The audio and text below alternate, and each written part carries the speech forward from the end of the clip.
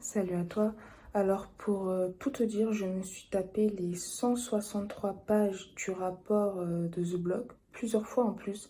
Mais franchement, j'ai kiffé. C'était vraiment un moment d'allégresse intense. D'ailleurs, je te le recommande. Et dans cette vidéo, on va voir ensemble quelques principaux événements en 2021 concernant les crypto-monnaies. On va voir que ça a vraiment été une année record pour les cryptos. Tu me diras ce que tu en penses, mais je pense que ça confirme encore une fois le fait que les cryptos sont là pour durer, en tout cas selon moi. Et puis c'est un peu une dédicace à tous les sceptiques qui pensent que la tendance crypto n'est que passagère et que elle ne va pas durer longtemps. Les hommes mentent, mais pas les chiffres, parce que là je vais te partager vraiment les chiffres qui sont issus des rapports de The Block. Donc normalement tu as le plan qui s'affiche comme d'hab, tu connais. Et au milieu de la vidéo, je vais également te partager une astuce méconnue du grand public pour trouver des projets à fort potentiel avant même que les influenceurs n'en parlent. Je vais te partager cette astuce au milieu de la vidéo. On va commencer avec le Bitcoin qui a cassé son ancien ATH pour atteindre de près, il a flirté, je crois, il a flirté avec les 67 000 $. Dans tous les cas, tu as les captures d'écran. Donc, il a augmenté d'environ 100% en 2021. Félicitations. Félicitations au Bitcoin. Et ce qui est intéressant, c'est qu'on a vu qu'il y a les institutions qui ont voulu rejoindre cette ruée vers l'or numérique. Il y a beaucoup d'entreprises qui ont commencé à allouer des fonds au Bitcoin, comme Tesla, SpaceX, MicroStrategy. Franchement, MicroStrategy, lui, il était chaud, hein. Rien qu'il achetait du Bitcoin, il achète, il est chaud. Donc voilà, ça c'est assez positif quand même quand on voit qu'il y a une adoption institutionnelle de la crypto. Ça fait plaisir, ça fait plaisir. Maintenant, j'aimerais qu'on parle des blockchains Layer 1. Alors, je t'explique ce que c'est extrêmement simple. En fait, dans tout cet écosystème décentralisé, un réseau de Layer 1, ça fait référence à une blockchain mère, on va dire. Alors qu'un protocole Layer 2, c'est une intégration à cette blockchain Layer 1 et le but des protocoles Layer 2 est d'améliorer l'efficacité de la blockchain Layer 1. Et quand on parle de protocole Layer 2, on parle aussi de solutions de scaling pour rendre la blockchain Layer 1, du coup, beaucoup plus performante. Et si ces technologies, elles sont de plus en plus prisées, c'est parce qu'il y a des Layer 1 qui sont, on va dire, tellement victimes de leur succès que les frais de transaction deviennent exorbitants.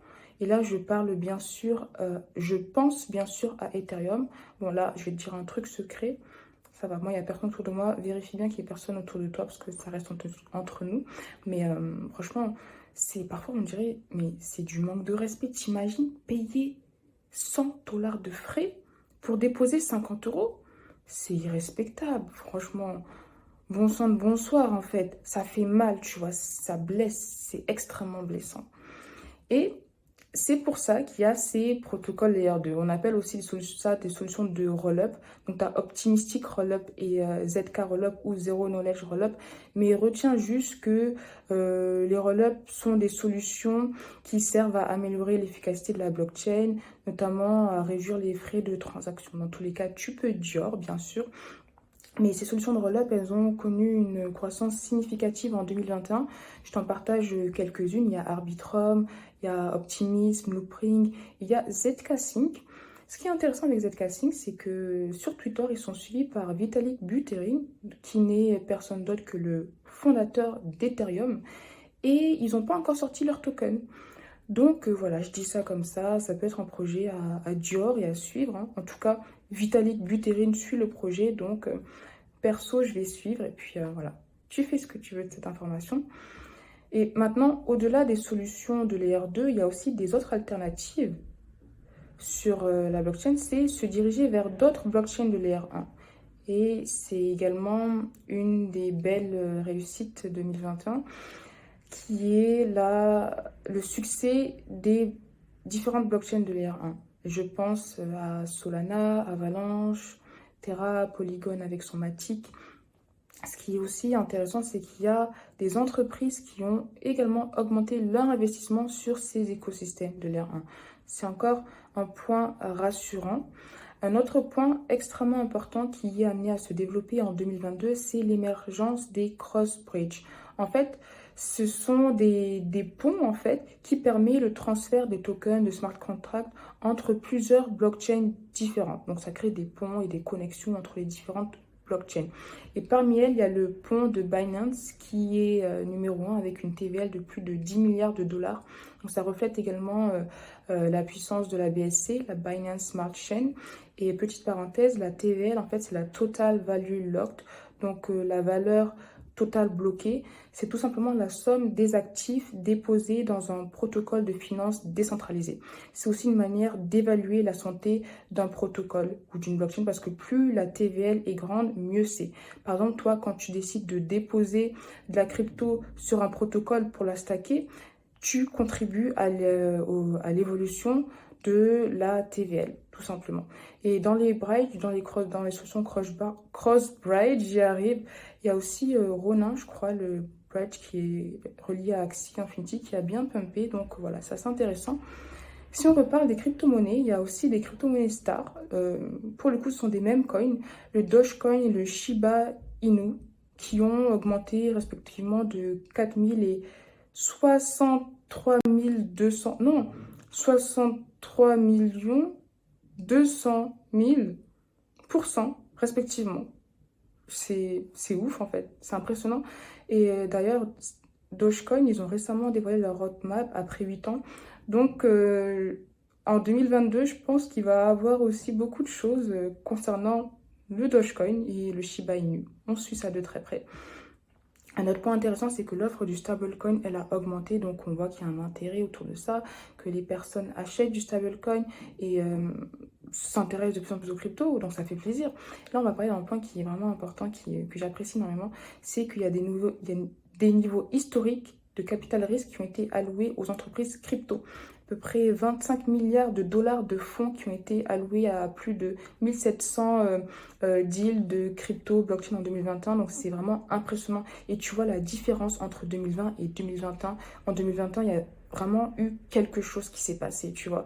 Et bien sûr, les investissements tendance, c'était la DeFi, les NFT, gaming et le Web3. Mais rien que ça, tu vois, ces investissements qui ont été faits en 2021, ça veut dire que là, ils vont bâtir, ils vont construire et que le meilleur reste à venir concernant tous les investissements qui ont été réalisés. Et au-delà de ça, 2021 a également vu une augmentation du nombre de sociétés crypto qui sont devenues des licornes. Donc en fait, une licorne, c'est une entreprise avec une valorisation estimée à plus d'1 milliard de dollars. Et parmi elles, il y a Sorare, coucou Sorare, hein, qui représente la France. En plus, eux, je crois aussi, ils ont fait une levée de fonds record. Donc ça fait très plaisir de voir ça. Voilà, et là on arrive à l'étape où je vais te partager l'astuce méconnue du grand public pour trouver des projets à fort potentiel avant même que les influenceurs n'en parlent. Alors tu as devant toi les investisseurs qui ont le plus de crypto unicornes dans leur portfolio. Et ce que tu peux faire, c'est tout simplement créer des alertes Google avec le nom de ces investisseurs. Comme ça, à chaque fois qu'il y aura une mention sur Google, concernant ces investisseurs, tu pourras être informé par mail. Et généralement, tu vois, quand ils investissent dans des projets et que c'est public, on en parle d'abord dans la presse. Bon, tel projet tel investisseur a investi dans tel projet. Et comme l'investissement vient de se réaliser, les influenceurs n'en parlent pas encore parce qu'il faut après que le projet puisse allouer les fonds pour faire ce qu'il veut faire. Et donc, le fait d'être tenu informer des investissements comme ça en temps réel te permettrait vraiment d'avoir une longueur d'avance sur les potentiels projets avec des cryptos qui pourraient avoir de gros rendements, faire x100. Là, on va parler d'un sujet un peu moins joyeux, mais qui est essentiel, c'est que le nombre de fonds volés a également augmenté. Le nombre de fonds volés a été multiplié par 8, donc c'est pas rien. Et là, j'ai envie de citer un poète très talentueux français. Dans la DeFi, parfois, l'argent égale l'heure. Dans la DeFi, parfois, l'argent est gagné salement et les sommes sont colossales. Et dans la DeFi, l'argent est particulièrement gagné très très salement et les sommes sont particulièrement très très très colossales. Donc, fais très très très attention à toi. Ce qui nous amène à la partie suivante qui est un peu plus joyeuse, qui ramène en fait une solution qui vient pallier justement à ces attaques qu'on a pu voir dans la DeFi, c'est qu'il y a de plus en plus d'investissements qui sont faits dans les entreprises dont le but est d'assurer la sécurité dans la DeFi. Et parmi elles, on peut aussi faire un gros coucou et un gros big up et on peut envoyer de la force à Ledger, qui est encore une fois une entreprise française. D'ailleurs, je te recommande vraiment d'avoir une Ledger parce que c'est extrêmement important pour avoir une expérience des plus sécurisées possibles sur la DeFi. Je ferai un tutoriel sur la Ledger, donc n'hésite pas à t'abonner à la chaîne. Et pour terminer, comme toute innovation n'arrive jamais sans pression, sans contradiction, en 2021, il y a eu également plusieurs initiatives qui visaient à interdire certaines activités liées à la crypto-monnaie.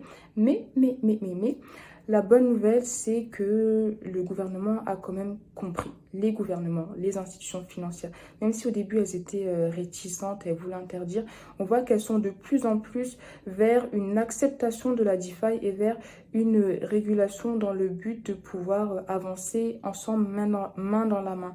Donc je pense qu'en 2022, il y aura aussi beaucoup de mouvements par rapport aux régulations. On a vraiment juste à espérer qu'elles vont pas nous mettre des régulations comment dire ça de manière... qu'elles vont nous mettre des régulations gentilles, quoi, tu vois. On espère qu'elles vont être gentilles.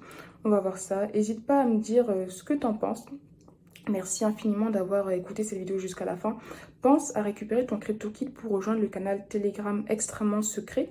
Et tu peux t'abonner à la chaîne, mettre un petit pouce j'aime pour la soutenir si tu veux.